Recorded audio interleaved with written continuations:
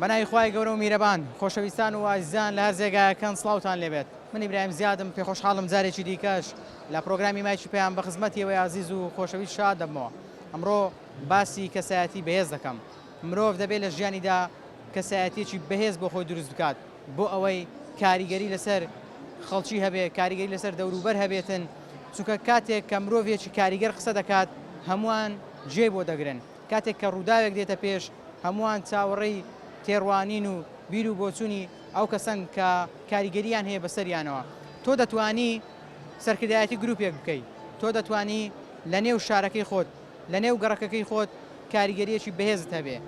جا من ئەمڕۆ لە هاوڵاتیان دەپرسم بۆ ئەوەی کە سایەتێکی بەهێزمان هەبێ دەبێت چ سیفەتێکمان تێدا هەبێت، ئەو سیفەتانە چین؟ ئێوە لەگەڵمان نابن، من تێڕوانی بەشێ لە هاوڵاتیانی شاری هەولێرتان بۆ دەگوازمەوە. استفادەم لێ کردیە بەڕاستی.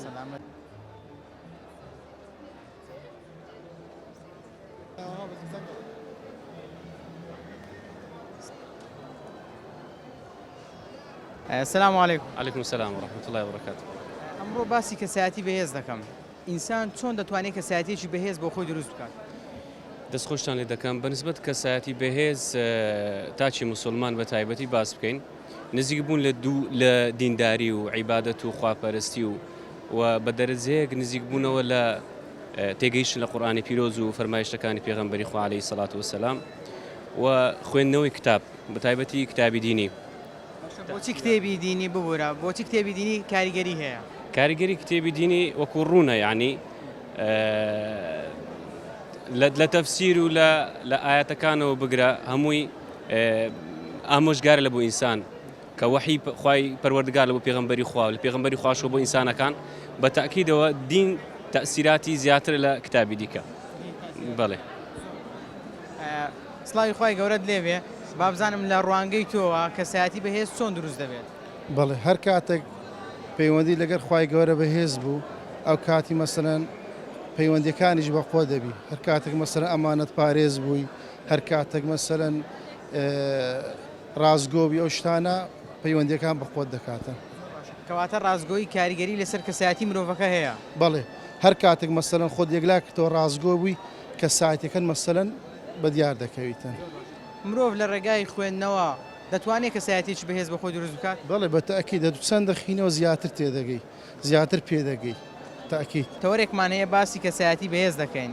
چۆن کەسایەتی بەهێز دروست دەبێت؟ هەر ئینسانێک وزە و یان تااقەتی خێری تێدایە، بەڵام بەخۆی بزانی کو دەتوانێت ئەوە دەرببڕی و واروەها یانیم پەرەی پێ بدا، یان کەسانی تر بتوانی ئیستیغلالێکی چاک و باشی بکە و ئەو خێر و تااقەتە و وزەی تێدا دەربینی و واروە بیکەتە بەرهەمدار. یعنی هەموو مسلمانێک ئەو خێر و تااقەتی تێدا، بەڵام بە دیارخستن دەرخستنی و هەروە ئیستیغلالکردن بەدەستکەوتنی ئەوە قسەک زەحمەتە. لەبەرەوەی یەکەمین جار ئینسان متمانە بەخۆی هەبی، تقەی بەخۆی بکە من خاوەن تااقەت و ئیمکانیەتەکەم. لە پاشان بەبێ خوا هیچ شتێک ناکرێ، حتا خوای دەفرمێ فەئیذا عەزەمتە فەتەوەکەل عەلە الله، کە گەیشتی ئەو بیر و ڕای سقەت بەخۆت و پشتیش بەخوا بەستە ئیتر خوای گەورە هاریکارە و دەرن ما ئەمەر الله بشەیئین ئیلا عانە عەلەیهی. خوای گەورە ئەگەر فەرمانی باش کردبی ئیلا ئاسانکاری و یارمەتیدانی خوای پێوە دیارە سوبحانە وتەعالا.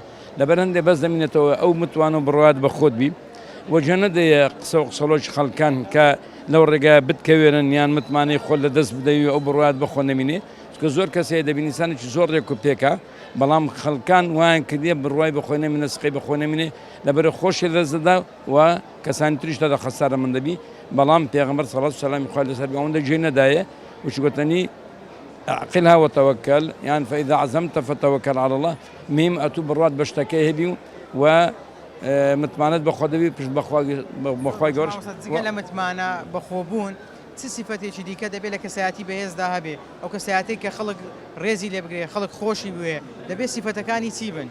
يقلوانا دلسوزاتي ورازقوياتي. أو الزوج المهمة يعني زاني حتى رازقوياتي اللي لا إنسان دروزن بها وبقيمته. شعراوي رحمة الله عليه القيم هي القيم حتى عند المنحرف. كابراتش الرازقو دلسوس لكن كسان شيء نابتزي نارك لا يشبه قدر قيمته. أنا حتى استكذا بينا نشتي زور سيرة دەرەن کاکە بڕە لە فلان کەسی ئیسلامیە سەختە ناکە درۆ ناکە فێڵ ناکە یعنی شادی لێ بۆ دەدەن ئەو شادیە کەم نییە بەڵام بالفعل خۆی گەورە سبحانه وتعالى خۆ پێغەمبەری خوا ئەگەر خوا بفەرمایە وەڵا ئازا وەڵا ئازا بوو بەخشندەیە بەخشندە بوو دڵسۆزە دڵسۆز بوو مثلا چاوتێرە چاوتێر بوو فیز بێفیز بەڵام خوا گەورە فەرمی وئینەکە لەعەلا خولق عەظیم بە ئەخلاق بەرزی ڕەوش چاچین بەوەی مەدحی کرد ئەوەش ئەو شتانە هەمووی دەگرتەوە یەک لەوانەیە ئەوەی زەنەبدا ئاماژەت پێ کرد. مامۆستا سڵاوی خۆی گەورەت لێ بێت. بەخێر بێ زۆر سوپاس. ئەمڕۆ باسی کەسایەتی بەهێز دەکەم. کەسایەتی بەهێز چۆن دروست دەبێت؟ طبعا چەند هۆیەک هەیە کەسایەتی بەهێز دەبی ئەو کەسە خۆی لۆ خۆی ئەوەڵەن سیلاحەکی زانستی هەبی هەتا بتوانێت ئەو کەسایەتی خۆی بەهێز بکە ئەوە یەک یعنی علم دوو دەبی ئەو علمە حکمەتی لەگەر بی حکمەتی لەگە ئەگە علمك زانستك حکمەتی لەگەر نەبی نەتوانی لەگە خەڵکی چۆن تەعامل دەکە لەگە مناڵ چۆن تەعامل دەکە لەگە گەورە لەگە کچکە لەگەر مسلمان لەگە غەیری مسلمان لەگە کۆمەلگا بتوانی چۆن تەعامل دەکە ئەوە کەسایەتیەکەی دروست دەکە وەزائیدەن قەزێکی زۆر زۆر گرنگ هەیە هەتا ئەمە ئەگەر بێت و تەماشای سیرەی پێغەمبەری بکەین صلی الله عليه وسلم دانی دیاری زۆر مهمە لە بۆ کەسایەتی شەخسی دیاری هەتا ئەو کەسێ ئەگەر دوژمنیشت بی بەڵام لەوانەیە لە مستەقبەلێکی نزیک ببتە دۆستت بەچە بەوەی کە ئەتو دیاری ببەخشی ئەوجە دیاری بەخشینە بۆ کەسایەتی بەهێزی ئینسانی مرۆڤ زۆر مهمە زۆر گرنگە کە دوانی یەکێکی دیکە لە خاڵەکان ڕازگۆیە لەو ئینسانەدا هەبێتن دروستە ئەوە ئەمە کە باسمان کە باسی علم و زانستمان کە باسی حکمەتمان کرد ئەو دووە ڕەبتە لۆ ئەوەی کە ئەو ئینسان دەبی ڕازگۆ بی طبعا ئەگەر ئەو ئینسانە لەگە قسەکەی خۆی حکمت و عملەکەی لەگەر نەبوو کە ئەویش ڕازگۆیە طبعا ئەو کەسایەتی بەهێز نابی بەڵام ئەگەر دیتیان کۆمەلگا دیتیان ئەو کەسایەتیە فعلا ئەو شەخصە ئەو داعیە ئەو بانخوازە یان هەر کەسێک بی حەزەکەی مهندس بی طبیب بی ئەمە زۆر کەسەیە شەهادەدارە زۆر زۆر شەهادەی هەیە بەڵام کەسایەتیەکەی بەهێز نییە لۆ ڕازگۆ نییە لەگەر خەڵک لەگەر ملت لەگەر خوددا لەگەر مجتەمع جا ڕازگۆیی زۆر زۆر گرنگە هەتا لە حەدیثی پێغەمبەری صلی الله عليه وسلم حەدیثەکە دوور و درێژە زۆر شتی باز دەکە ئینسانی مسلمان تووشی دەبی لە حیات بەڵام کە دێتە سەر درۆ و ڕازگۆیی دەرێ نەخێر یعنی ئینسانی مسلمان نابی درۆزم بی دەبی ڕازگۆ بی جا فعلا خاڵێکی زۆر گرنگە ڕازگۆیی کە لا کەسایەتی تێدا بی.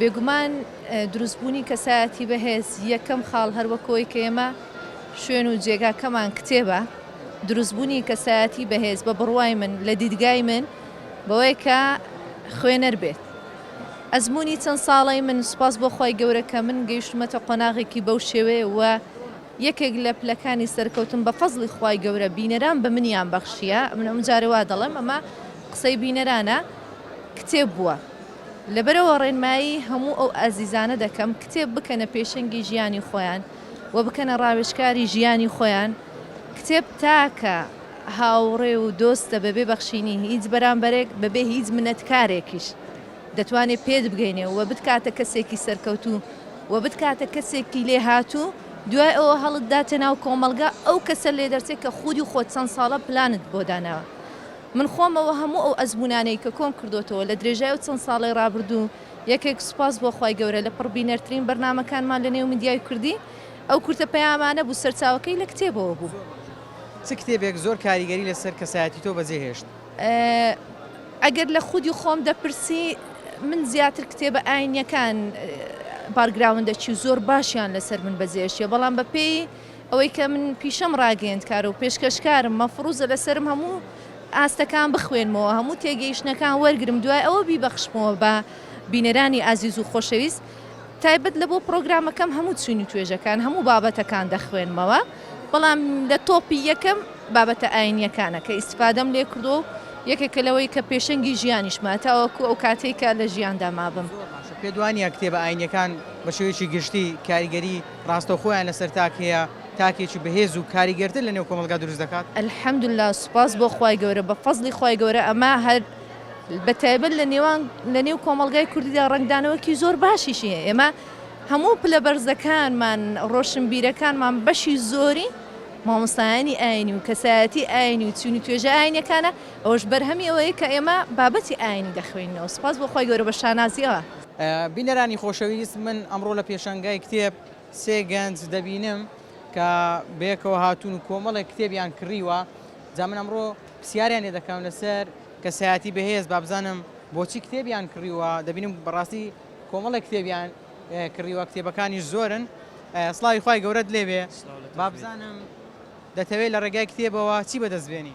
وڵی ئێمە هەروەک فەقیەکان دەمانێت ببینە بۆ ئەمسای ئاینی کاتێک گەورە بووین لە دوا ڕۆژدا ئینشاءالله ئینشاءالله. و ئەو کتێبانش کڕیمانە بۆ ئیسفادە لێوەگرن. ئێستاکە هەتاوەکو مەلایەتیش بەکەڵکمان دێ ئێستا کە دێخوێنینەوە بۆ ئەوی کەسایەتیمان بەهێز بێت و بۆ ئەوی کاریگەر بین. سا هەندێک کتێب هەیە تەسکیە بۆ ئەوی تۆ ئیخلاصەت هەبی، تەقوات هەبی، هەتاوکە ئەو قسانی کە دەیکەی کاریگەر بی لەسەر خەڵکی. دەوە دەشمانەوەی کەسایەتێکی گەورە و ناوەزەمان لە دەرچی هەتاوکو قسە لە بۆ خەڵکی بکەین و خودای گەورەش هیدایەتیان بدە ئینشاءالله. ئینشاءالله. باشە بابزانم چۆن توانیت ئەمڕۆ ئەم هەموو کتێبە بکڕی؟ وەڵاهی ئەمن لە ڕێگەی لەسەر ئیزنی مامۆستاتمە ئێرانەوە ئەو ماڵەوە و مامۆستات تەشجیعیان کردوم هاتوومەتە ئێرانە کۆمەڵە کتێبێکم کڕیوە و لەوە ئیسفادە لێوەگرم لە بۆ مەلایەتیەکەم ئینشاءالله. ئەزمون وەرگرتن لە کەسانی پێشخۆت بە تایبەتی ئەوانەی با بڵێن لایەنی پیرۆزی ئیسلامدا کەسایەتیان دیار بوو و کاریگەر بوونا، بنمونە پێغەمبەری خوا صلی الله علیه و سلم، ئەوانە وا دەکات تۆ لە داهاتوودا کەسایەتێکی بەهێزت هەبێت؟ بەڵێ بە تاکید ئێستاکە زۆر کتابێ لەسەر ژیان ئیمامی عومەر و ژیان ئیمامی عوسمان و ئەو بەکر سدیق و ئەوانە ئەگەرت ئەو ژیان نامانە بخینەوە وەدە کەسایەتت بەهێز بی، کەسەشی بە تەقوا و بە ئیخلاصەت بی، کاتێک قسە لە بۆ خەڵکی دەکەی قسەکان کاریگەر بن، بە تاکید ئیسفادە زۆر دەبی. بەڵێ سڵاوی خوای گەورەت لێبی. بابزانم تۆ لە ڕێگەی کتێبەوە دەتوانی کەسایەتی خۆت بەهێز بکەیت؟ عادەتەن کتێب لۆ ئەوەیە کە کەسایەتیت پێ بەهێزکەی و یعنی هیچ کتێبێک بێ سوود و بێ ئەوە نییە. سیفەتەکانی کەسی کاریگەر، کەسی بەهێز چین دەبێت چه سیفەتێکی لێدا بێت؟ وەڵایی هەموو خینەوەی کتێبە، ئەگە کتێبی بخینیەوە و زیاتر بەرەوە خۆ دەدەیەوە دەکەی. پێدوانێت کەسی کاریگەر دەبێت ڕازگۆ بێت، دەبێت ئەمانەت پارێز بێت، دەبێت تەخوای زۆر بێت. عادەتەن ئەو کەسێک کە یعنی وتار بۆ خەڵک دەدا دەبێت تەقوای هەبێ، ئیخلاصی هەبێ، یعنی ئەگەر لە خۆی جێبەجێ نەکە کو لە خەڵک جێبەجێ دەکات. سڵاوی خوای گەورەت لێبێت. سڵاوی خوای گەورە خۆت بەخێر بێت سەرچاو. ئەمڕۆ باسی دروستکردنی کەسایەتی بەهێز دەکەین. چۆن کەسایەتێکی بەهێز لە خۆمان دروست بکەین؟ کەسایەتی بەهێز پێویستی بە ڕازگۆیە و بوێری بەڕاستی کەسێکی زیرەکیش بێ، بەمانەی کەلیمە کەسەکە ڕۆشنبیر و زانابی، ینی کەسێک بی ڕۆشنبیر بی و خوێنەر بی و خۆی بەرەو پێش بە کەسایەتێکی بەهێزی لێ دروست دەبێت. باسی خوێنەرت کرد، لە ڕێگای خوێندنەوە دەتوانی کەسایەتێکی بەهێز دروست بکەیت؟ بە تاکید بەڵێ، خوێندنەوە زۆر جار کەسێک هەیە زادی عقلی ئەوەندە نییە، درک بە شتەکان ناکە بە تەواوەتی، بەڵام کە بەردەوام دەخوێنێتەوە کەسەکە تێدەگە لەو زانیاری و تەکنۆلۆژیای سەردەم کە لە دەوری و بەریانە وا دەکە کەسەکە کەسێکی زۆر زیرەک و ڕۆشنبیر و زەیتڵی لێ دەربسێ. بە کەسایەتی چێ زۆر سەرسامی و پێت وایە سیفەتەکانی ئەو لە تۆ داهابن هێشتان کاریگەری زیاترت دەبێت؟ وەکو لە ناو کووردا وڵای زۆربیان، بەڵام وەکو لە دەرەوە خاتونێک هەیە تەفسیری قورئان بە ئینگلیزی دەکا، ناوی یاسمین مجاهیدە، ئەم زۆر بەوی سەرسام کتابەکەی لەبەردەستە ئێستا دەخوێن معالیان و ڤیددیویانێک کە لە یوتیوبیدا دەبەزانی بەشێکی زۆرم تەمەشا کردیان. پێدوانیە خاڵێکی دیکە ئەوەیە مرۆڤ خۆی لە گوناه و تاوان بە دوور بخاتەوە، خوای گەورە بەهێزی دەکات، بە عزەتی دەکات. بەڵێ بزدەبێت خوێندنەوە ڕاستی لایەنی ژیانمان زۆر پڕ دەکاتەوە لە تەکنەلۆژیای ئەوە لەم بە دوور دەبیێت و لەو قسە و قسەڵۆک و ئەو شتانەی دەوروبەرمان شتە لاوەکو تەرفیهیانە بەڕاستی وا دەکات دوور بکاتەوە. ژیانەکی ئەرینی و ینی کەسێکی گۆشەگیر دەدەست، بەس بەمانەی ئەوە گۆشەگیرێکی بەهێز بە بتەو لێ دەرەچی، کەسێکی پڕزانیار و معریفەت لێ دەرەچی.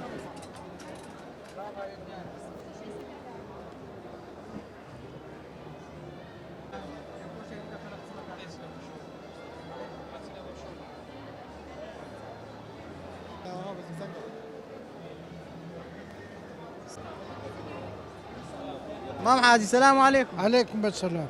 باشی حواڵ خوش بدەی برێ. با بزانم ئەوڕۆ کواتێک کتێبخانە من هاتم دەرێ هەر نەتەوەیەک هەر دەوڵەتێک ئەگەر پیشانگا و علم و معریفەتی نەبی پێشکەوتوو نابی پیشانگا پێویستە پیشانگا دەبی لە ئاستی سەقافی و ڕۆشنبیری و زانست دابی لە ئاستی تەسنی سەناعی و تەکنەلۆجیا داوی معرەز زۆر پێویستە بەڵام بەداخۆ من تەمەشا دەکەم ئەو معرەزەوە ئەو کتابە و ئەو هەموو هەرامە ئەو زانستە لە کوردستان مردووە مردووە با درۆ دەڕۆنە لەبەر ئەوەی زانست لە ئابووری و فەرهەنگ ڕۆشنبیری دەوڵەت ئەگەر ئابووری و علم و معریفەتی تێدا نەبی سەرکەوتون ئەو هەموو کتابە ئێستا بگەڕێت کتاب 20 کتابی لەسەر ئابووری و زەراعەتی تێدا نییە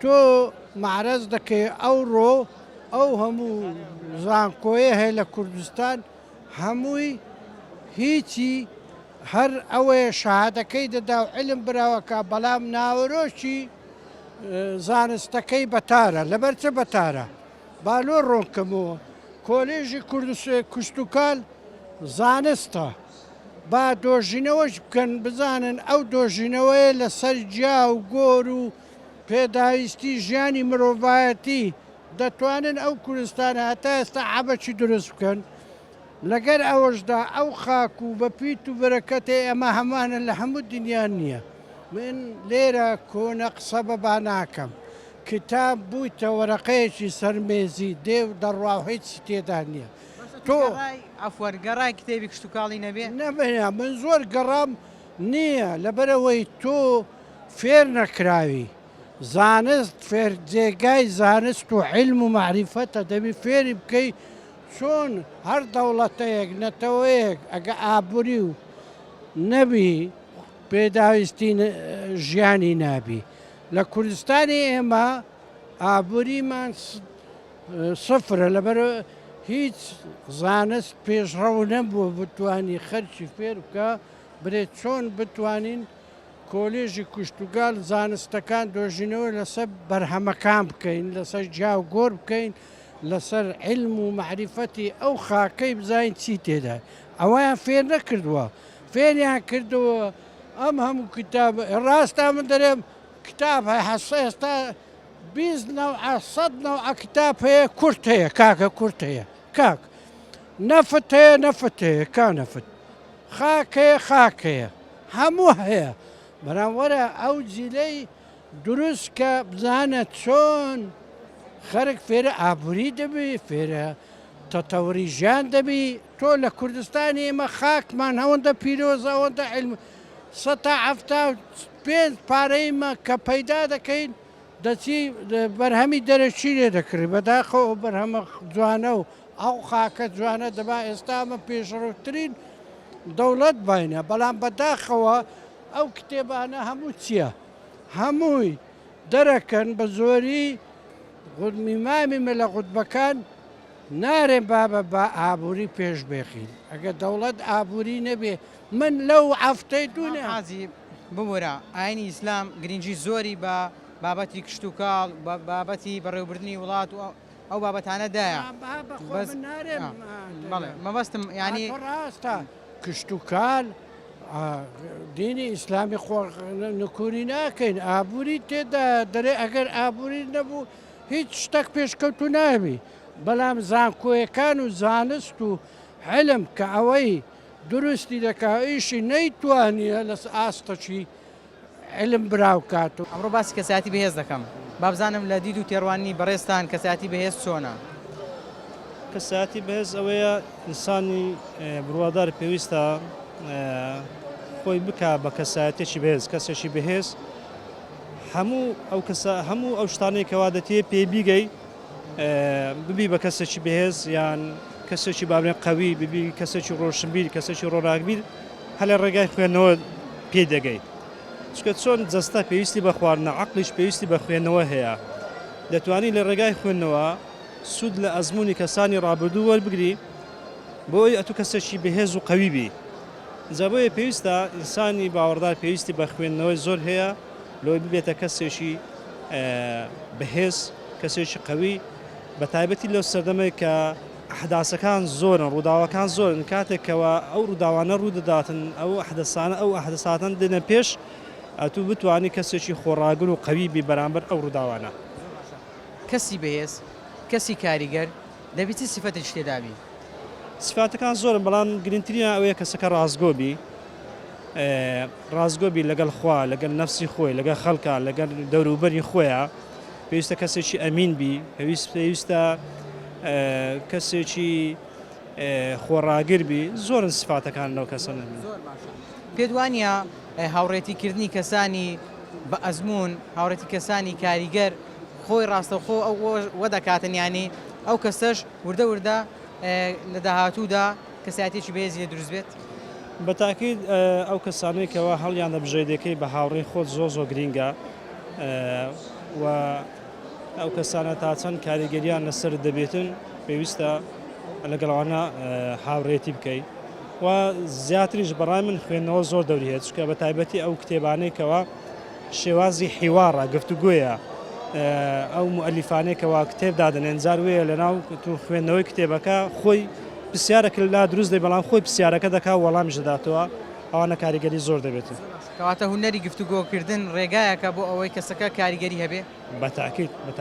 بەتاکید زۆر گرینگە شێوازی گفتوگۆکردن. ئەمڕۆ باسی کەسایەتی بەهێز دەکەم. سیفەتەکانی کەسایەتی بەهێز چین؟ وەڵاهی سفاتی کەسی کەسایەتی بەهێز ئەوەیە کە ئەو کەسە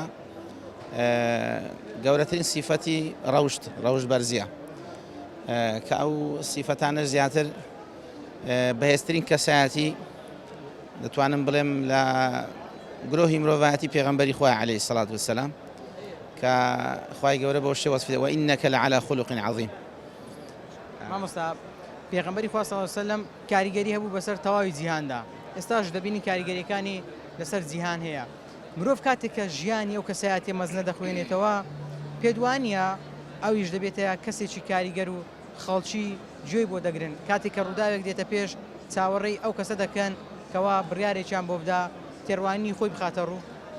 بێگومان ڕنگدانەوەی دەبیتن خوێندنەوەی ژیانی پێغەمبەر عەلەیهی سەلام ڕنگدانەوەی دەبی لەسەر ژیانی تاک هەر کەسەگە ژیانی ئەو پێغەمبەرە بخوێنتەوە عەلەیهی سەڵات وەسەلام کە لە ڕاستیدا ئەمە لە کردنەوەی ئەو کتێبخانە بەڕاستی ئەوەمان بەبیر دێتەوە کەوا ئێمە ئومەتی ئیقرائین یعنی ئومەتی ئەوەی نەکە بخوێنینەوە دوێ گرنگترین شت خوێندنەوەیە کە ئینسان بتوانێت کەسایەتی خۆی بەهێز بکە و لە ناو خوێندنەوەش گرنگترین شت خوێندنەوەی ژیانی پێغەمبەری خۆشەویستە عەلەیهی سەڵات وەسەلام. هاتە لە ڕێگای خوێندنەوە دەتوانین کەسایەتێکی بەهێز دروست بکەین. بێگومان وەکو دەگوتێ کتێب قسە ناکە بەڵام مرۆڤ فێری ڕەوشتی قسەکردن و گفتوگۆ دەکا. بابزانم لە ڕوانگەی تۆوە چۆن دەتوانین کەسایەتی خۆمان بەهێز بکەین؟ وڵاهی دەبێکم شت ڕازگۆبی و یعنی دروی لەگەر کەس نەکەی و بیرکردنەوەی ئەرێنی تەبی. کەواتە گەر ڕازگۆ بین کاریگەریمان لەسەر دەوروبەر دەبی؟ ئەی چۆن ئەگەر ڕازگۆ نەبی هیچ کەسێک یعنی حەزی لێنێ قسە لەگەر بکە و لە بەرامبەر ڕاوەستی قسەی لۆ بکە یان قسە لۆ بکە و لەلای ئەوەی کە هەندێک خوێنەریشبی باشە لەوەی دەربارەی هەموو شتێکی بزانی. بۆچی خوێنەربی؟ ئێگە خوێنەر نەبی کو دەتانی هەندێک شتی ئەرێنی لۆ بۆ خۆ دروستکەی. کەواتە لە ڕێگەی کتێب خوێندنەوە دەتوانین زمانمان پاراوتر بکەین قسەکانیشمان کاریگەری زیاتر بی؟ لە کێوە کتێب دەخوێنیەوە؟ وڵاهی لە 2020ەوە. لە ڕێگەی کتێبەوە کاریگەری لەسەر هاوڕێکانی خۆت هەبووە؟ طبعاً. پێت وانە چەندی بینی خۆمان و خوای گەورەش بەهێزتر بکەین وە دەکا کە قسەکانمان کاریگەری زیاتر بی لەسەر خەڵکی کردارەکانمان کاریگەری زیاتر و زۆرتر بەجێ بێڵێ؟ بە ئەویان یعنی سەرۆن نەکاتەکەی کە نوێژ دەکات بەگە دڵخۆشی دەکا و خۆش لە یعنی با بڵێن لە دەربارەی قوتابیان زیاتر یارمەتیاندا لە کاتی امتحانی یان ئەو تا لە برادرەی داوا بکە یان داوا لە خوای بکە برادرەی باشی لۆ بکە یان هەر شتێک بی کە بێوێ. باسی برادری باشت کرد ئەگە ئەمە برادرە ئەو برادرانەی کە هەڵیان دەبژێرین کەسانی باش و کاریگەر بن پێدوانی ئەمەش سیفەتی وان هەردەگرین؟ بەڵێ. بەڵای زان و خۆشەویستان ئەوەی بینیتان و بیستان سەرنج و تێڕوانی بەشێ لە وڵاتیانی شاری ئەولێر بوو لەسەر دروستکردنی کەسایەتی بەهێز. بێگومان ئێمە هەمومان دەبێت لە ژیانی خۆماندا هەوڵ بدەین کەسایەتێکی بەهێز لە خۆمان دروست بکەین چونکە کەسایەتی بەهێز لەگەڵ لەدایکبوونی مرۆڤەکان نایەتە بوون بەڵکو دەبێ خۆت هەوڵی بۆ بدەیت دەبێ خۆت ئەو سیفەتانە لە خۆتدا بهێنیەدی گرنگترین سیفەتەکانی ژەوەیە تۆ کەسێک بی زانست و زانیاری زۆر کۆ بکەوە لە پاڵ ئەوەدا بزانی ئەو زانستت لە چیدا بەکاردێنی کەی بەکاری دێنی و خاڵێکی دیکەش ئەوەیە کەسێکی ڕازگۆبی بۆ نمونە خەڵک گومانی لەسەر قسەکانت نەبێ کاتێک کە دەڵێن فلان کەس ئەو قسەیە کردیە نەڵێن چێ دەڕێ وایە بەڵکو دەبێ گومانیان لە قسەکەت نەبی و خاڵێکی دیکە ئەوەیە دەبێ نەرمونیان بی دەبێ مامەڵەت لەگەڵ کەسانی دەوروبەر زۆر بە حەچیمی بێ چونکە کاتێک تۆ مامەڵەیەکی تەندروست لەگەڵ دەوروبەرەکەت دەکەی بێگومان کاریگەری باشت لەسەر دەوروبەر دەبێ کاتێک کە دەچێت نێو مەجلیسێک دادەنیشی دەبێ خەڵک چاوەڕێ بکە تۆ چ قسەیەک دەکەی کەی قسە دەکەی کاتێک کە دەستەکانت دەجوڵێنی کاتێک کە ئەندامەکانی جەسەد بەکاردێنی هەمویان ئاماژەن بوو و ئاماژەکانیش کاریگەری خۆیان دەبێ بۆیە دەبێ زمانی جەسەدشت لەبیر نەکەی و هەروەها کۆمەڵی خاڵی دیکەشی هەیە هیوادارم هەمومان بتوانین سیفەتی کەسایەتی بەهێز لە خۆمان بهێنی نەدی و لە بیریش نەکەین لە ڕێگای خوێندنەوە ئەزمون وەرگرتنی کەسانی پێشە خۆمان ئەو کەسانەی کە لە جیهاندا کاریگەریان هەبووە ژیانی وان بخوێنینەوە و کاریگەری لەسەر دەوروبەر دروست بکەین بە تایبەتی ژیانی پێغەمبەری خوا صلی الله علیه وسلم کە کەسێک بووە کاریگەری لەسەر تەواوی جیهان هەبووە ئەو کەسانەی دیکەش کە کاریگەریان هەبووە ئێمە دەبێت سیفەتی ئەو کەسانە لە خۆماندا بهێنی نەدی تا پرۆگرامێکی دیکەم وتان بەخوای گەورە دەسپێرمە شاد و کامەران بن خواتان لەگەڵ